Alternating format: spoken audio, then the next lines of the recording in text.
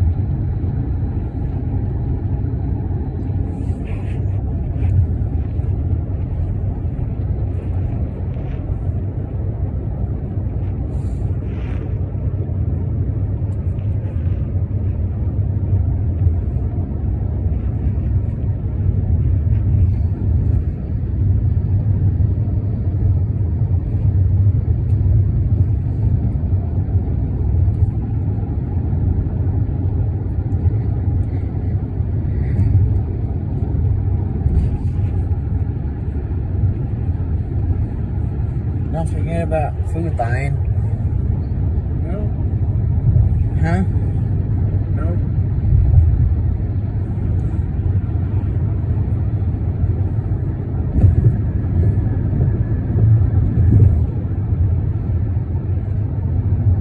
To leave their apartments. You know, they're not all yearning to become kind of Jeffersonian Democrats tomorrow. I'm Marco Werman. Also on the show, the U.S. and Europe are getting into a trade dispute over allegations of protectionism for the U.S. renewable energy industry. One thing that's clear, in a trade war, both of these sides will lose. The big winner of this confrontation would be China. Plus, we'll take you down some seriously big waves in Portugal and much more today here on The World.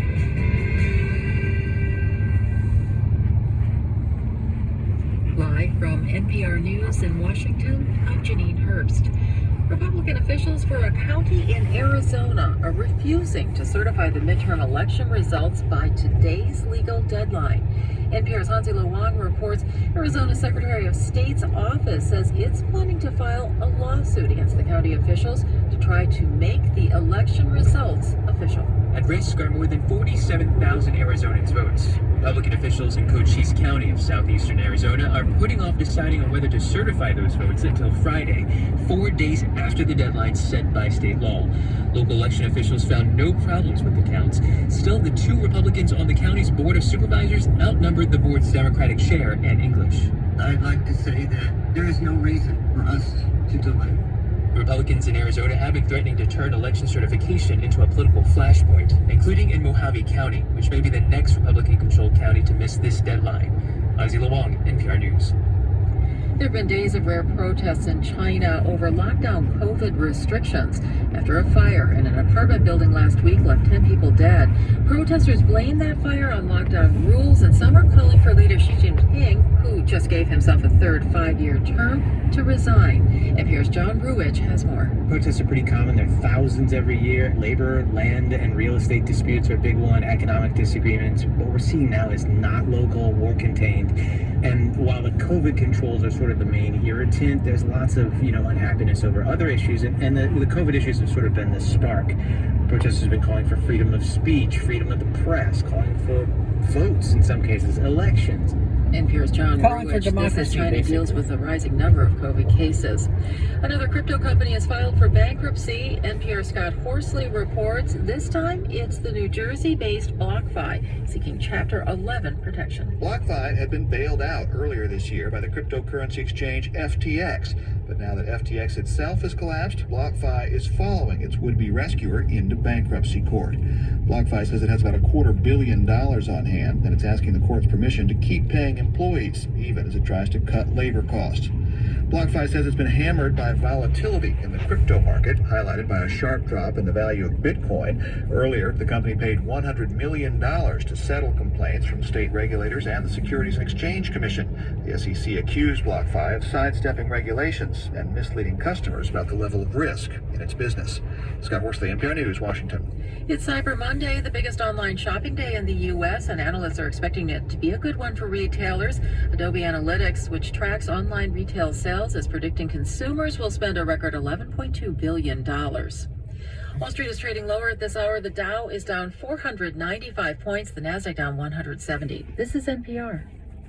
This is WFAE News. I'm Jean Davis. The Charlotte Area Transit System is bringing back 3 discontinued express bus routes starting today. The Steel Creek Express, the Arboretum Waverly Express, and the Mountain Island Express will each run 3 times in the morning and 3 times in the evening, mostly serving commuters heading uptown. Oh, wow. CATS had cut back on express routes during the pandemic when ridership dropped and slashed bus schedules this year in response to a driver shortage.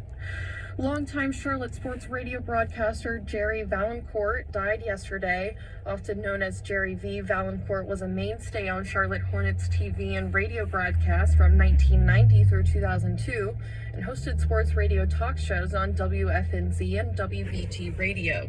Valancourt played basketball for Gardner-Webb and coached at Virginia, App State, James Madison, and Davidson. His daughter Kelly Valancourt said in a social media post that he died of a heart condition that was diagnosed 25 years ago. He was 92. South Carolina coach Dawn Staley doesn't think she'll be without reigning Associated Press Player of the Year Aaliyah Boston for too long, if at all, due to a foot injury. Boston, the women's star forward, was scheduled to be examined today after leaving Sunday's win over Hampton University with her right foot in a walking boot. She took a hard fall before halftime and did not return to the court for the second half. The Gamecocks are ranked number 1 this year after winning the national title last season. Their next game is tomorrow at home against number 20 UCLA. It's 65 degrees and mostly sunny in Charlotte. You're listening to WFAE News. Support for NPR comes from NPR stations. Other contributors include ECMC Foundation, working to improve post-secondary educational outcomes for underserved students through evidence-based innovation. Learn more at ecmcfoundation.org. I saw something the other day that was for that. What? It was something to do with Dutch. Oh, God. The company, I think he said for Dutch, something or other. Maybe it said you're crazy. No.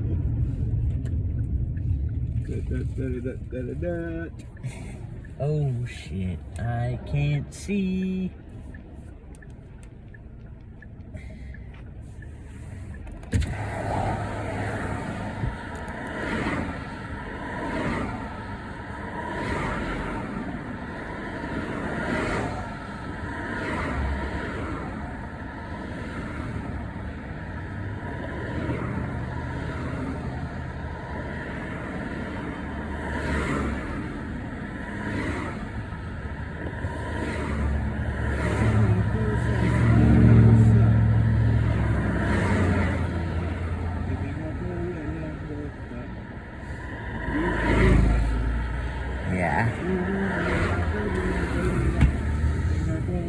See, that's why I haven't went. See, in addition to them tables being $700, you know another reason I left, right?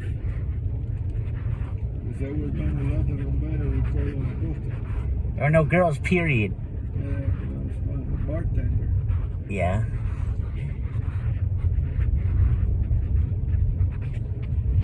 You know where the cafeteria used to be? Yeah.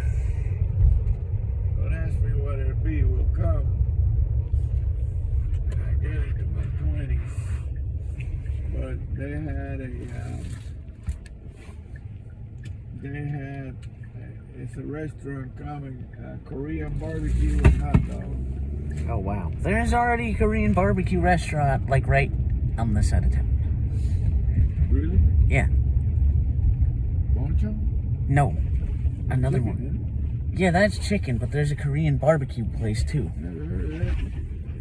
It's, like, way out, like way behind there, like where Rice and Spice is. Wow, wow, wow. You know what? What? I love me. And You.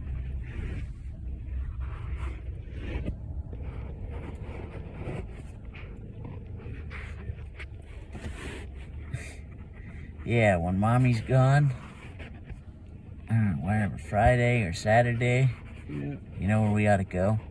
No. To the Oak Room, What is it? Oh, cool. South End. Oh, okay. That sounds good.